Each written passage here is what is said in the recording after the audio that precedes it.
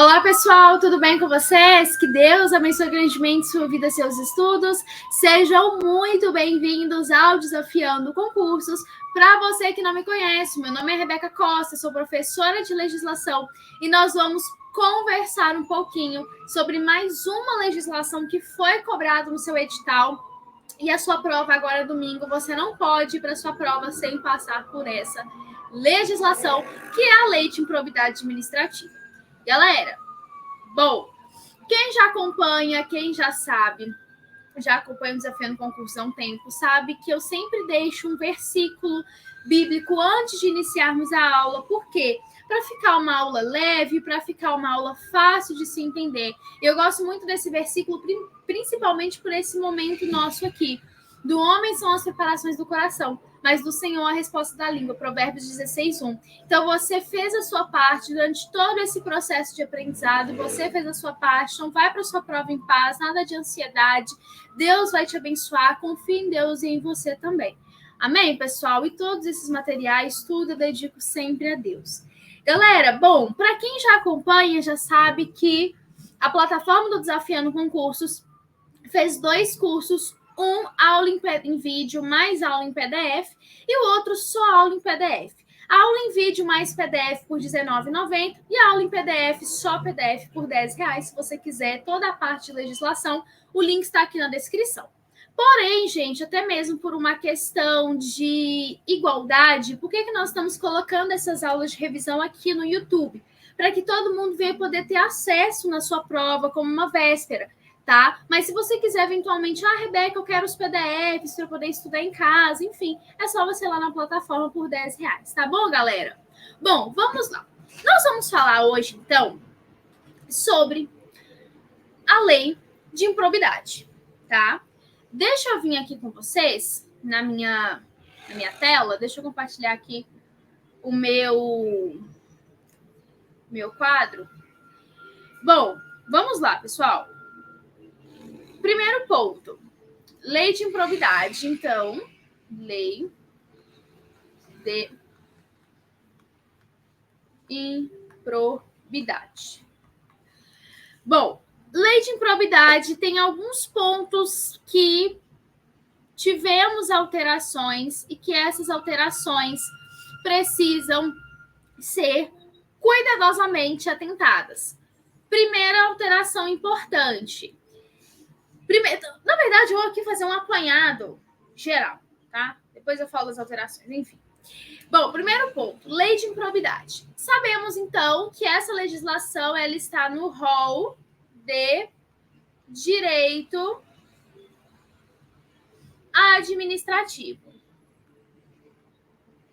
Tá? Beleza? Maravilha. O que eu já falei para vocês? Não sei se eu cheguei a falar com vocês, se eu não falei, eu vou falar agora. Por que no direito administrativo nós temos uma lei para cada coisa? Se você pega o seu edital, muita gente até falou, né? Nossa, professora, mas é muita legislação. Gente, tudo isso, a Lei 13.000, né, que é a lei das estatais, a Lei de Improbidade, a Lei de Licitação, que é 14.133, todas essas legislações estão dentro da caixinha de direito administrativo. Porque o direito administrativo, galera, ele não é codificado. Ou seja, o que é eu falar que o direito administrativo não é codificado? É eu falar que o direito administrativo ele não está dentro de um código. É comum você pegar Código Civil, Código Penal, Código de Processo Civil, Código de Processo Penal, mas você não encontra Código de Direito Administrativo. Então, o direito administrativo, ele não tem uma lei só, ele não tem uma lei específica. Então, por isso que quando você abre um edital, você se depara com aquele tanto de legislação, porque aquilo tudo engloba a caixinha de direito administrativo. Então, a lei das estatais vai falar do quê? Empresa pública, sociedade, economia mista. Lei de improbidade, basicamente, vai falar ali dos atos que não são de boa-fé, os atos ímprobos e etc. Beleza, pessoal? Maravilha. Temos que nos atentar às alterações. Beleza? Eu acho que uma das alterações assim mais importantes que você tem que ir para a sua prova, assim, eu acho que a coisa mais, inclusive, foi questão de prova da prefeitura não, né? Da última prova agora de Lins, gente, não é prefeitura de Lins. A última prova de Lins teve a lei de improbidade? Teve. E caiu uma única questão, mas com vários conceitos espalhados dentro dela.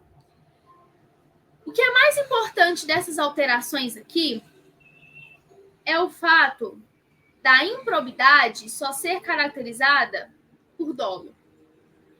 Ou seja, não se admite mais a conduta culposa. Esse acho que aqui é o ponto mais importante da lei de improbidade. Por quê? Porque antes, nós ainda vamos ver isso aqui na nossa aula. Antes, nós tínhamos o aspecto doloso e culposo. Você tem o dolo e a culpa. Só que, com a alteração, o que nós temos agora? Só o dolo. O que é o dolo? O que é dolo? Vamos lá. O que é dolo? É a vontade livre e consciente do agente. Beleza? E essa definição aqui, gente, ela também está na lei de improbidade. Então, é a vontade livre e consciente. Quando eu falo de vontade livre e consciente, quando eu falo de dolo, de uma forma mais específica, eu estou falando que aquele agente, ele busca algo com aquela, ele age com a finalidade de buscar um fim. Inclusive, lá no artigo, deixa eu até colocar aqui o outro material, lá do artigo 10 da lei de improbidade, se não me falha a memória, fala lá no parágrafo 3º, deixa eu ver aqui, licitação, aqui, ó, esse material aqui. É interessante por quê? Porque se não caracteriza o dolo, eu não falo de improbidade. E eu preciso de um dolo específico, ou seja, existe uma finalidade. Deixa eu colocar aqui esse material, acho que ficou lá no finalzinho. Deixei disponibilizado o pessoal da... Aqui, ó, cadê? Aqui, ó. Coloquei aqui os elementos. Ato de improbidade. Como que ela se caracteriza? Com dolo. Ou seja, eu não falo em ato de improbidade no que se refere à culpa. Então, eu não tenho negligência, eu não tenho imprudência, eu não tenho perícia. Eu só tenho dolo. Ok? Só isso que eu tenho para poder caracterizar. Dolo, vontade livre e consciente. Então, aquela pessoa, ela teve a vontade, ela teve o dolo de ir e cometer aquele ato. Beleza? Lá no artigo 1º, parágrafo 2º da lei de improbidade, tem a conceituação do dolo, tá? Ou seja, para um ato ele ser tipificado, ou seja, Zezinho cometeu um ato, para que aquele ato ele seja considerado como um ato ímprobo, deve existir a presença do dolo específico. Ou seja, não basta apenas e tão somente a voluntariedade dele. Eu preciso que venha a haver o dolo específico. Ou seja, além do Zezinho atuar com vontade, o autor do ato ele age daquela forma, executa aquele ato com a finalidade específica. Então, os fins, as finalidades deles são específicas, por isso que ele age dessa forma, tá? Deixa eu ver aqui o artigo 10º que eu tinha falado, 10 que eu tinha falado com vocês. Cadê? Não sei se eu vou ter ele aqui. Não lembro qual slide que estava. Deixa eu... Aqui, ó. É o parágrafo 2º. Olha o artigo 10. O artigo 10, ele fala, então, do enriquecimento. Beleza? Dano ao erário. Olha o que fala o parágrafo 2º. A mera perda patrimonial, então o fato de ter havido a perda patrimonial decorrente da atividade econômica não acarreta improbidade, salvo se comprovado o ato doloso praticado com essa finalidade. Então, houve a perda patrimonial. Essa perda patrimonial decorreu da atividade econômica. Houve o dolo? Não. Então, eu não vou falar em improbidade. Por isso que eu acho que esse é um dos pontos mais importantes para a sua prova.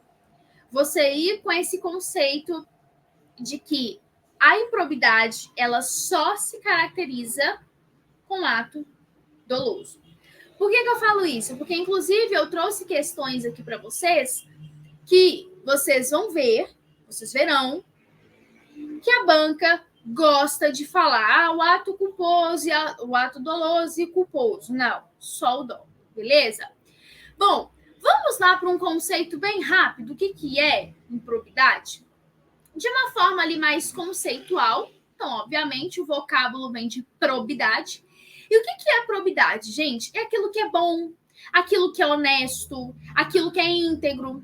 Lembra quando nós estávamos falando lá nas aulas de princípios da administração, que eu comentei com vocês o seguinte, eu falei, olha, moralidade, o que é essa moral administrativa? Esse ato de boa fé, esse ato honesto, esse ato íntegro, de honra. Lembra que eu comentei com vocês? Então, quando você fala de improbidade, se você fala que a probidade é um ato honesto, um ato digno, então o que é a improbidade? É o contrário, é o imoral, é o desonesto, beleza? E aí, de acordo com Carmen Lúcia Rocha, ela diz o seguinte, com um fundamento não apenas moral e genérico, mas com a base de moral jurídica, vale dizer, planta-se ela nos princípios gerais do direito. Então, você vai muito nessa questão de moral. Então, um ato ímprobo, ele vai contra a moral, que é um ato imoral. Bom, entendemos, então, que no direito positivo, então, nesse direito que a gente vive, leis, etc., a improbidade não se confunde meramente com uma imoralidade administrativa. Por quê? Porque o conceito de improbidade, ele é amplo. A imoralidade, sim, acarreta a improbidade, que significa uma violação a esse princípio. Mas foi o que eu falei para vocês. Nem todo ato imoral é um ato de improbidade. Ok? A imoralidade, sim, acarreta a improbidade, mas de forma recíproca não é verdadeira. Então, nem sempre, no caso, foi um ato ímprobo, foi o que eu falei para vocês. Houve o dolo? Por quê? Porque nem todo ato de improbidade é uma violação ao princípio da moralidade em si, tá? Que nós comentamos. Então, com o efeito disso, a improbidade ela será configurada em quais casos? Quais são os casos, os 3 casos que eu tenho configurada a improbidade? Basicamente, é o artigo 9, artigo 9, artigo 10 e artigo 11. Quando que eu tenho configurado os casos de improbidade? Enriquecimento ilícito, lesão ao erário e violação aos princípios da administração pública. Então, são esses 3 casos em que configura-se os casos de improbidade.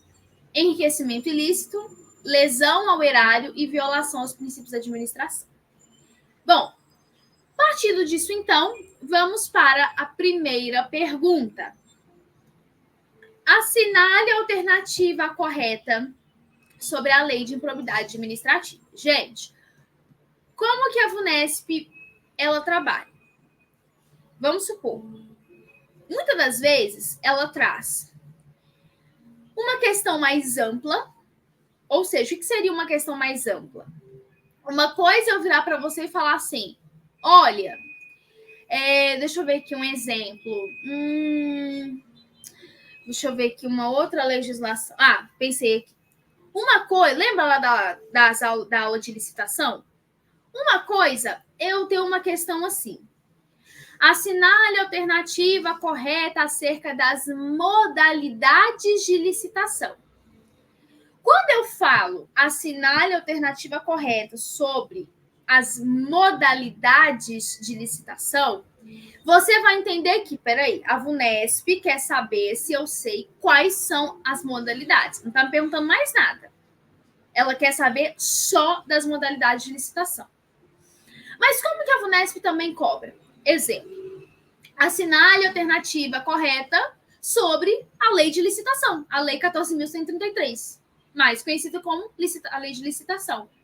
Nessa questão, ela pode perguntar qualquer coisa. Ela foi genérica. Ela não foi específica, olha, eu quero saber isso, eu quero saber aquilo. Não, ela só falou, assinar a alternativa correta sobre a lei de licitação. Ela pode perguntar qualquer coisa. Ela pode perguntar de modalidade de licitação, ela pode perguntar sobre a inegibilidade de licitação, dispensa, critério de julgamento. Ela pode perguntar qualquer coisa. Por isso que nós tentamos, ao máximo, ir nos pontos mais cobrados. Por quê? Peraí, se a VUNESP já tem esse formato para cobrar licitação, esse formato para cobrar improbidade, então vamos em cima disso. Porque ela pode perguntar tanto um artigo específico como algo genérico, que é o caso dessa questão aqui, beleza? Assinar a alternativa correta sobre a lei de improbidade. Letra A. A obrigação de reparar integralmente o dano ao erário em decorrência da prática de ato de improbidade administrativa é transmissível aos herdeiros ou sucessores, além do limite do valor da herança ou do patrimônio transferido? Letra B. Aquele que exerce transitoriamente sem remuneração mandato, gente, mandado e mandato é diferente, tá? Mandado é judicial. Mandato é dessa questão de tempo, tá? Um exercício. Mandato em órgão público não está sujeito à aplicação da lei de improbidade administrativa? Letra C. Atos de improbidade praticados contra o patrimônio de entidade privada que recebe subvenção, benefício ou incentivo fiscal ou creditício da União estão sujeitos às penas da lei de improbidade administrativa? A letra D. O particular que não possui qualquer vínculo ou relacionamento com a administração pública pode ser responsabilizado por atos de improbidade administrativa se agir culposamente? Olha o que eu falei para vocês. Tá vendo como que ainda a VUNESP, prova do ano passado, de escrevente, como que a VUNESP ainda, ela bate muito nessa tecla do culposo? Cuidado. Letra E. Todos os ilícitos previstos na lei de improbidade exigem dolo do agente e enriquecimento ilícito? E aí? Para você, enquanto eu tomo uma água, qual é o correto? Letra C. Por que letra C? Presta atenção. A letra A está errada. Aí aqui nesse slide eu coloquei a letra das alternativas e na frente os artigos, tá? Por que a letra A está errada? Porque sim, quando o sucessor ou herdeiro, então obviamente, se ele é sucessor, se ele é herdeiro, então ele herdou alguma coisa. Vamos supor que o João, ele causou dano ao erário, tá? Causou dano à administração. E ali ele precisa, então, obviamente, reparar a administração pelo dano que ele causou. Certo? Certo. Vamos supor que João falece, venha a falecer. E aí ele deixou lá uma quantia, um valor de, vamos supor, 10 mil reais. Só que o valor dessa reparação de danos, vamos supor que ficou 15 mil reais. O que vai acontecer? Esse valor de 15 mil, ele vai ser amparado pela herança que o João deixou. Se o João deixou 10 mil, então 10 mil. Aí, Rebeca, e os outros 5? Os herdeiros lá, os sucessores, vão ter que tirar do próprio bolso para pagar? Não. Ou seja, se não houve o pagamento integral porque a herança não cobriu, pode fazer nada. Não vai lá o Zequinha e vai tirar do bolso dele. Não. Vai alcançar o valor da herança. Beleza? Então, lá no artigo 8º fala, o sucessor ou herdeiro daquele que causar dano ao erário ou que se enriquecer ilicitamente estão sujeitos apenas à obrigação de repará-lo até o limite do valor da herança ou do patrimônio. Então, se o limite é de 10 mil, vai amparar os 10 mil. Ah, mas a reparação foi 15, 20, 30. Não, é até o limite da herança, beleza? Por que não é o artigo 2º? O que falava aqui na letra... O que não é a letra B? Falava que aquele que exerce transitoriamente e sem remuneração não está sujeito à aplicação. Gente, eu até comentei com o pessoal lá no curso. Tanto para a lei de improbidade quanto para o direito penal, tanto aqui para a lei de improbidade quanto para a lei penal, o conceito de servidor, esse conceito de agente, não vou falar nem servidor, o conceito de agente público, ele é muito amplo. Quando eu vou até abrir aqui, ó, presta atenção, ó. Isso aqui a gente precisa anotar. Presta atenção. Quando eu falo de... Deixa eu aumentar aqui. Quando eu falo de agente público, agente administrativo, enfim. Quando eu falo de agente público, eu tenho algumas características peculiares que eu não posso virar e falar assim, agente público é só o servidor. Não. Agente público, galera, é gênero. Quem participou lá do curso da plataforma viu que eu falei isso. Agente público é gênero. Então, é como se o agente público fosse uma caixinha de presente e aqui dentro tivessem vários presentezinhos, ó. Então, aqui, a caixa é o agente público, é o agente, e os presentezinhos são as espécies. Como assim? Exemplo, agente público, eu posso ter o servidor estatutário, que é aquele, né, regido pelo Estatuto do Servidor. Eu posso ter o empregado público. Empregado público. Quem que é o empregado público? É aquele regido pela CLT, regime seletista. Eu posso ter os temporários. Beleza? Posso ter os honoríficos. Exemplo, mesário. Beleza? E aí, dentro desse conceito todo de agente, nós ainda podemos aqui tirar algumas lições, ó. Primeiro ponto. Esse agente, ele pode ser, eu tenho aqui duas características. Pode ser transitório ou permanente. Exemplo, transitório, o mesário. O mesário, ele não pertence à administração pública. O mesário, o mesário, jurado, eles estão ali por um breve período de tempo, para poder cumprir aquilo ali que eles foram designados.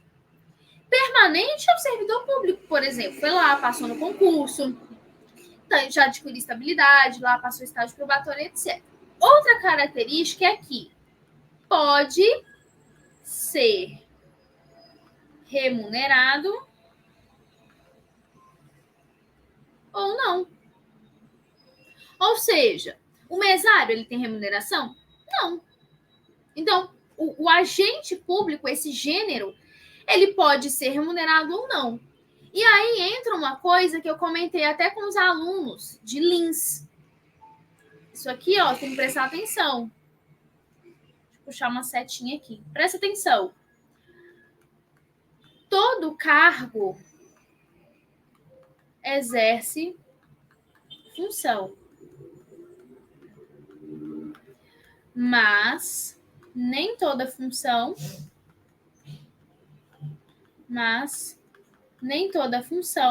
tem cargo.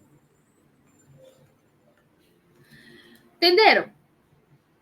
Todo cargo exerce função, mas nem toda função tem cargo. Exemplo, todo servidor tem uma função. Então, obviamente, ele tem a função, enfim, ele faz uma coisa, ele faz outra. Ele tem função. Ele está em um cargo. todo cargo tem função. Mas nem todo mundo que exerce uma função na administração tem cargo. Exemplo, o mesário está exercendo aquela função, mas o mesário não tem cargo. Ele só está exercendo uma função, mas ele não tem cargo. Por isso que a gente fala que todo cargo tem função, mas nem toda função tem cargo. Então, aqui, o que acontece na letra B? O que diz o artigo 2º? Que para os efeitos dessa lei, tanto aqui da improbidade quanto lá na lei penal, para efeitos dessa lei, eu considero o agente público quem? O agente político, o servidor público e todo aquele que exerce, que ainda que transitoriamente ou sem remuneração, seja por eleição, nomeação, designação, contratação, qualquer outra forma. Ele pode exercer, pode ter ali um vínculo de investidura, de mandato, cargo, emprego, função, enfim. Então, eu não viro e falo que essa lei aqui só é aplicada para aquele servidor, para aquele lá que é permanente, para aquele lá que é remunerado. Não, negativo. A letra C, a letra correta, que é o parágrafo 1º, artigo 1º, parágrafo 2º, 6º. E por que não é a letra D? Por quê?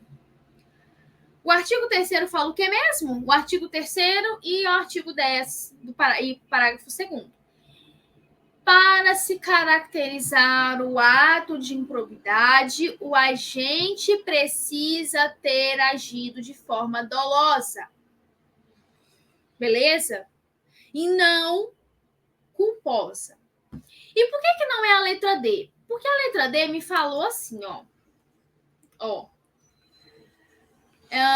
todos os ilícitos, beleza, precisam do dolo, sim, correto. Mas não são todos os ilícitos que precisam de um enriquecimento ilícito. Nós temos dano ao erário. Enfim, então, não são todos os atos de improbidade que eu vou ter enriquecimento ilícito. Então, alternativa correta, alternativa letra C. Mais uma. Uma das principais mudanças trazidas à lei de improbidade no ano de 2021 foi a letra A. Criação de seção dos atos de improbidade administrativa que importam enriquecimento ilícito. Letra B. Criminalização da representação por ato de improbidade administrativa contra agente público ou terceiro beneficiário quando o autor da denúncia o sabe inocente. Letra C. Possibilidade para qualquer pessoa representar a autoridade administrativa competente à prática de atos de improbidade administrativa. Letra D. Proibição de receber dinheiro, bem imóvel ou imóvel a título de presente de que tem interesse que possa ser atingido ou amparado por ação ou omissão decorrente das atribuições do agente público. Ou letra E. Exigência de conduta apenas dolosa para responsabilização por improbidade administrativa. Lá no início da aula, há 27 minutos atrás, a gente comentou sobre isso. O que eu falei? Que nós tínhamos a possibilidade, antigamente, de exigência culposa. Hoje, nós só temos a modalidade dolosa. Como que era, gente, antes? Como que era antes, tá? Lá no artigo 5º e o artigo 10º era o seguinte, presta atenção. Olha o que dizia antigamente no artigo 5º da Lei de Improbidade.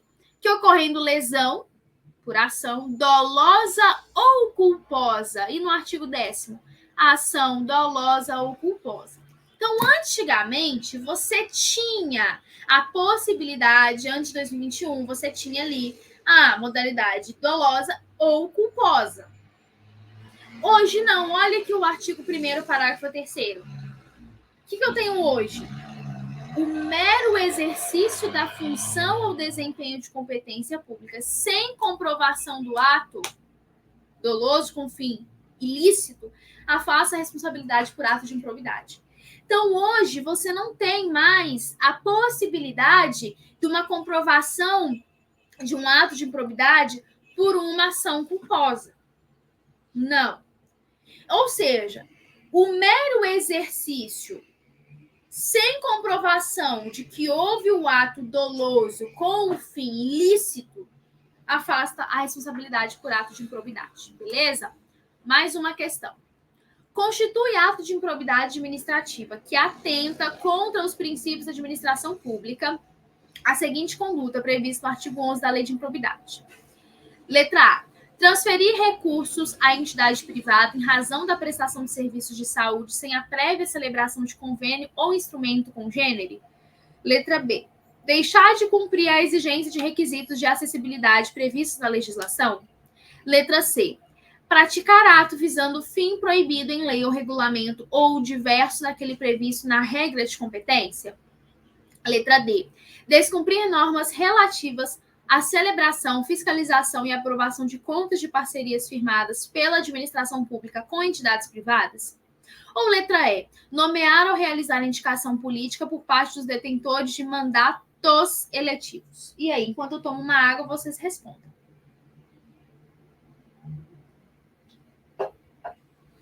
Letra D, aonde eu tenho artigo 11, lá no inciso 8. Galera, o que também as bancas fazem, tá? Pegam ali artigo 9º, artigo 10 e artigo 11, misturam entre si e te trazem a questão. Então, já vá para a sua prova sabendo que o examinador ele pode tentar trocar o artigo 9º com o artigo 10 com o artigo 11. Cuidado, tá? Mais uma questão. Com base na lei de improbidade administrativa, havendo indícios de ato de improbidade, a autoridade que conhecer dos fatos representará para as providências necessárias ao seguinte órgão competente, ou seja, houve indício de ato de improbidade. Beleza. A autoridade soube dos fatos. Bacana. Para quem? Quais as providências? Qual órgão que vai tomar as providências? Letra A, Ministério Público. Letra B, Tribunal de Contas. Letra C, a Câmara Municipal, Assembleia Legislativa ou Congresso Nacional. Letra D, Controladoria Geral. Ou letra E, Procuradoria Geral. Qual é o órgão? MP. Artigo 7º. Se eu tenho indício que houve o ato de improbidade, a autoridade que conhecer do fato, então, um exemplo, a autoridade soube do fato, vai representar o Ministério Público para tomar as providências. Então, a autoridade aqui soube do ilícito do ato de improbidade. O que ele faz, então? Ele representa esse ato ao Ministério Público, e o Ministério Público vai tomar as providências. Galera, outra coisa também que eu queria comentar aqui rapidamente com vocês é isso aqui, ó. Eu tô falando aqui, lembrei disso e é bom, não sei, vai que um dia você use, né? Quando nós falamos de responsabilização,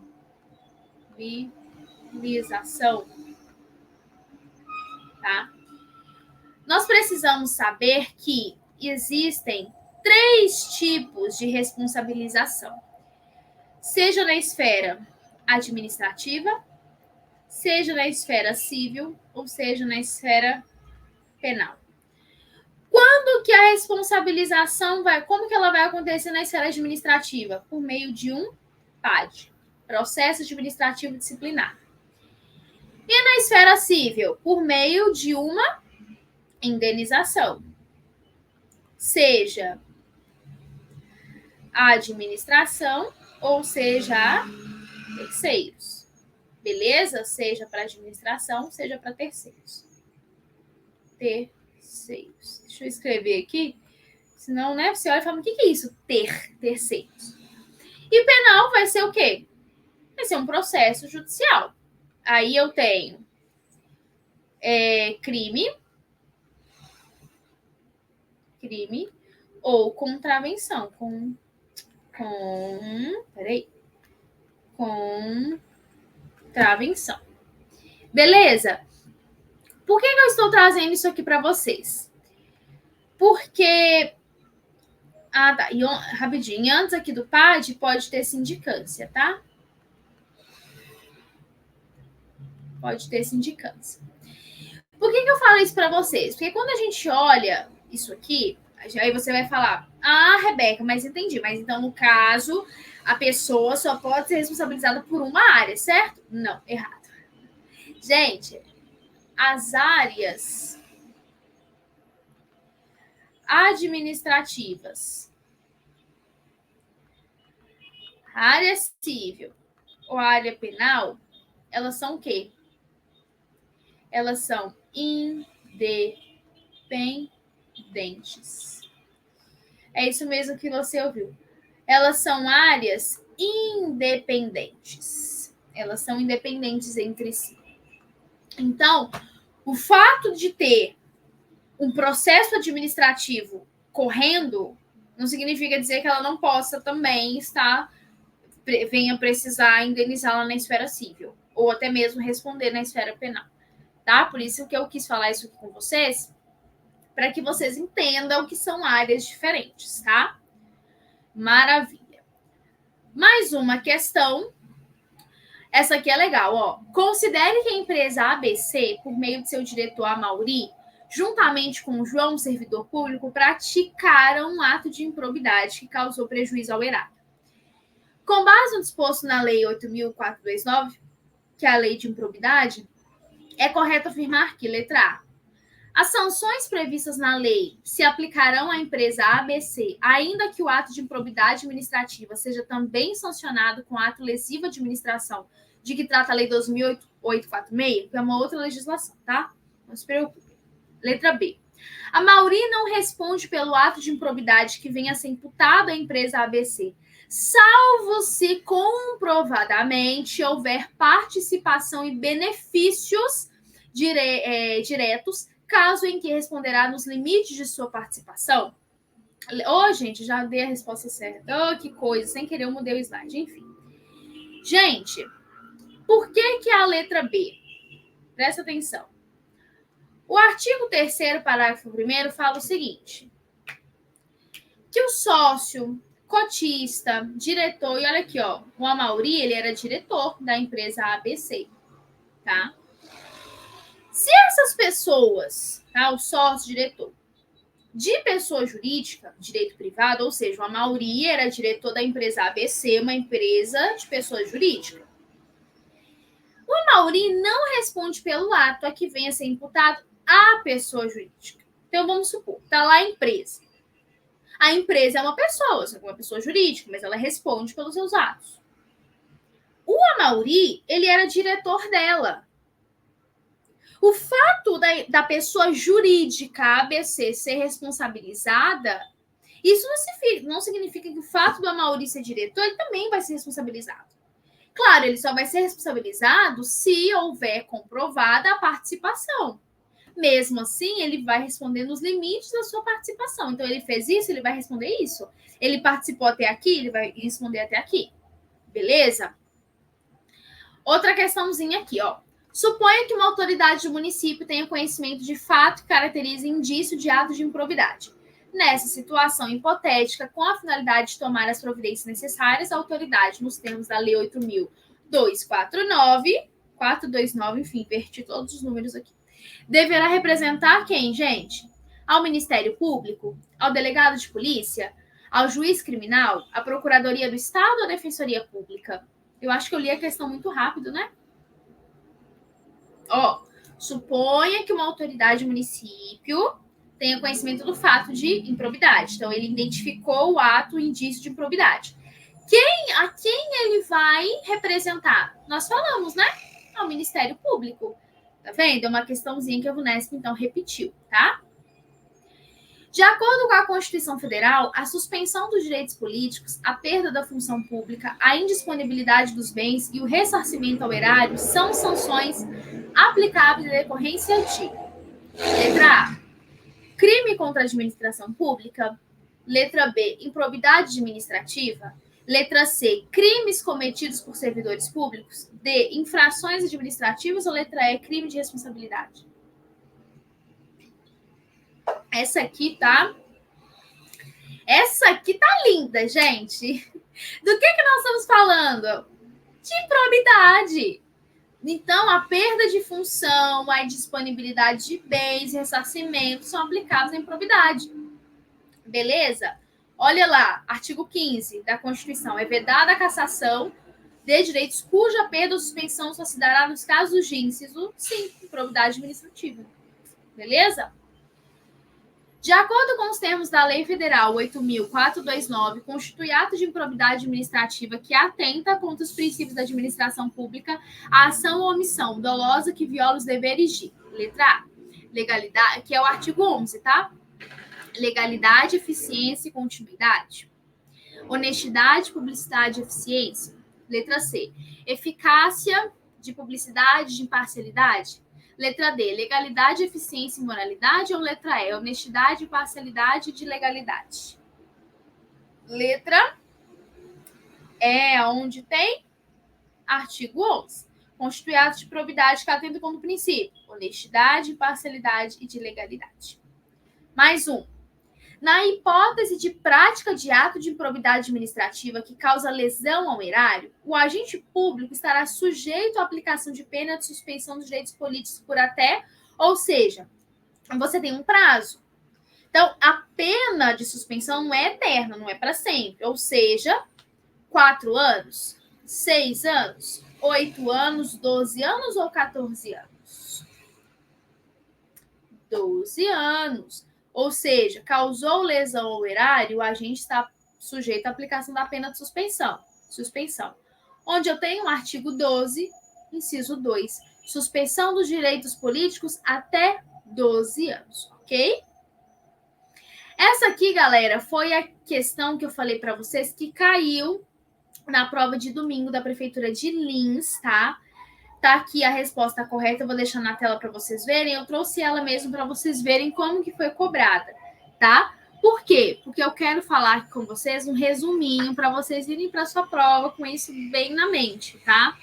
Trouxe, inclusive, a tese de repercussão geral 1199. Por que eu trouxe ela para vocês? Para vocês saberem que é necessária a comprovação de responsabilidade subjetiva para tipificação.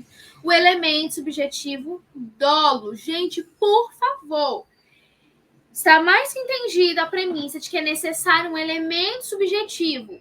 E eu tenho que ter o quê? O dolo específico, que é caracterizada por um especial fim de agir da conduta. Então, o fulano agiu daquela forma, então ele estava querendo aquele resultado. Beleza? Só para vocês irem entendendo. Para a configuração de atos de improbidade, então, o que é que nós temos? Conduta ilícita. Então, a conduta tem que ser ilícita, porque é o dolo. Improbidade do ato, configurada pela tipicidade do comportamento. Letra C, o elemento do dolo. O dolo de cometer a ilicitude e causar prejuízo. Então, precisa-se desse elemento primordial. Como que eu sei se é ou não caso de improbidade? Houve ou não o agir do dolo? E a letra D, ofensa aos princípios da administração pública. Beleza, pessoal? Bora lá, então. Outro ponto, que é a responsabilização é subjetiva, ou seja, de modo que somente quem praticou o ato deve ser punido, salvo as hipóteses. Foi o que eu falei para vocês. O Amaury, ele era diretor da empresa ABC. Ele cometeu? Não cometeu, então ele não vai responder. Ah, ele cometeu, beleza, ele responde até o limite do ato cometido por ele, beleza? Deixo na tela para vocês também o artigo 9º, artigo 10 e artigo 11. Artigo 9º, fala do enriquecimento ilícito. Artigo 10, lesão ao erário. O artigo 11, atenta contra os princípios da administração pública. Beleza, galera? Maravilha. Que Deus abençoe grandemente sua vida, seus estudos. Já deu tudo certo. Uma coisa que eu sempre falo.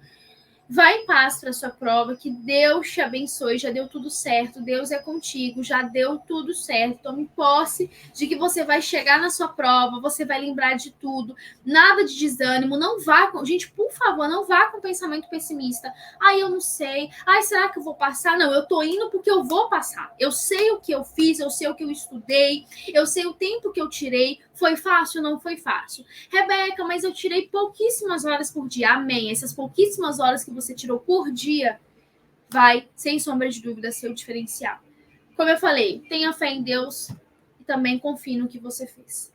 Amém, pessoal? Que Deus te abençoe grandemente. Em nome do Senhor Jesus, vai estar orando por vocês também. Já deu tudo certo, tá bom? Que Deus abençoe. Até amanhã, sexta-feira, com mais uma revisão. Tchau, tchau.